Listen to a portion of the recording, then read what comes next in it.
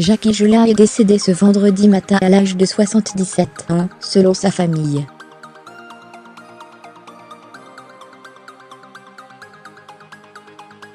Le chanteur avait fait ses débuts au cinéma en 1959 et avait enregistré ses premières chansons en 1966.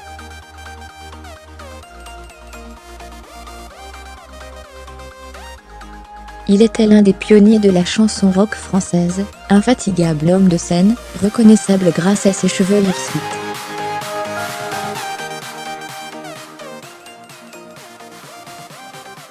Père de 3 enfants artistes, le chanteur Arthur H., la chanteuse Isia Higelin et le réalisateur Ken Higelin, il laisse derrière lui une vingtaine d'albums et quelques chansons inoubliables, parmi lesquelles Pas, Champagne ou encore Tombé du ciel.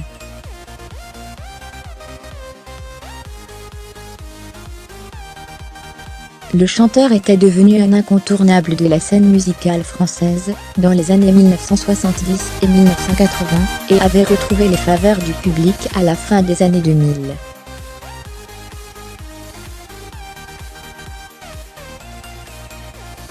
Auteur, compositeur et interprète artiste attachant aux airs d'éternel adolescent, cet enchanteur, auteur, compositeur et interprète a rassemblé un public de fidèles autour de ses chansons et de ses concerts incarnés, durant desquels il improvisait sans relâche, passait du piano à l'accordéon ou la guitare, et apostrophait les spectateurs.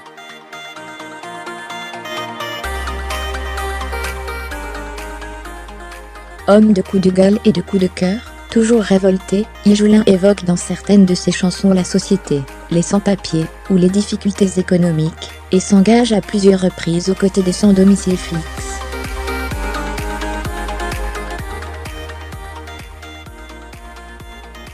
Ferré, Brel, et montant comme référence né, le 18 octobre 1940 à Brou-sur-Chantraine, Seine-et-Marne, d'une mère belge, et d'un père alsacien, Jacques Higelin quitte l'école à 14 ans.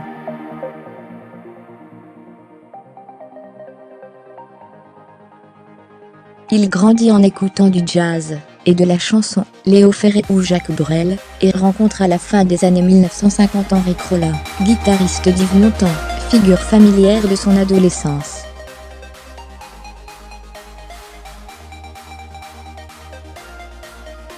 Mais c'est comme comédien qu'il commence sa carrière. Au début des années 1960, il s'inscrit au cours Simon.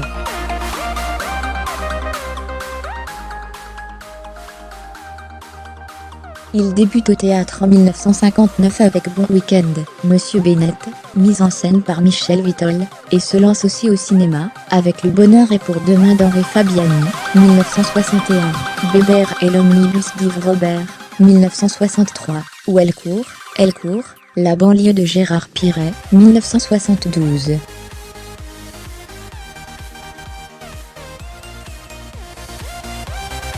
Il a joué au total dans une trentaine de films.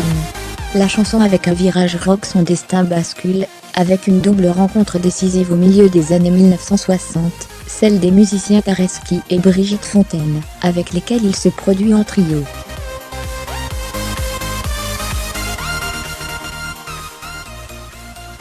C'est l'époque de ses débuts dans la chanson, des communautés et des expériences.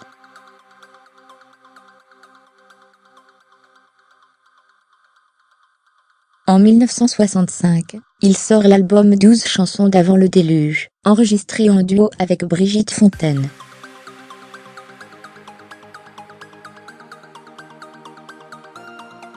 En 1974, il amorce un virage rock, avec l'album BBH 75.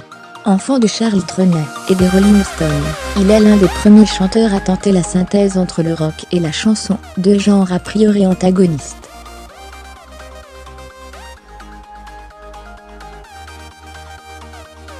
Il sort ensuite Irradié, 1975, Alerte les bébés, 1976, et Numolo, 1978.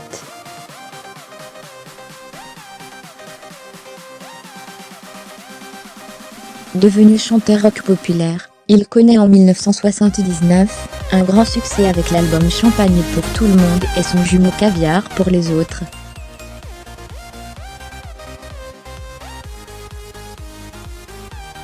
Didier Lecoing et William Shelley en 1988, il remporte à nouveau l'adhésion du public, avec l'album Tombé du ciel, pour lequel il s'entoure de musiciens comme Didier Lecoing et William Shelley.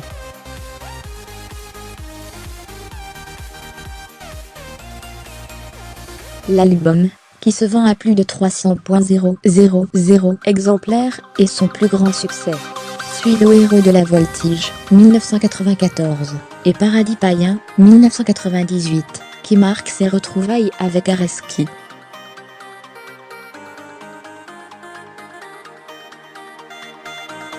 En 2005, il reprend des chansons de Charles Trenet lors d'une tournée, en Héritier déjanté, et Lunaire du fou chantant.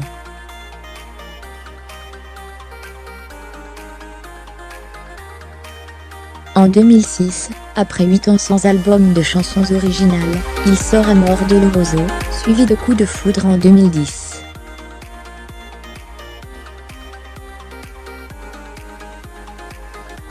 Ces albums, pour lesquels il travaille avec l'ex-leader de Kaonoma, Rodolphe Burger, sont tous deux salués par la critique.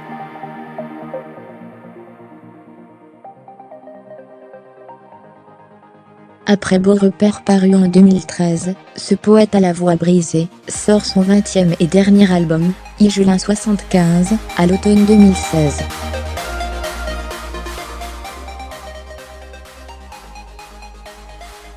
Plus libre que jamais sur cet opus, le chanteur installé à Pantin, aux portes de Paris, se permet un morceau fleuve final de plus de 21 minutes, et, dans Je fume, clame continuer à fumer en attendant que le fossoyeur me creuse une tombe au Père Lachaise, et que le temps s'arrête, et que le ciel me tombe sur la tête.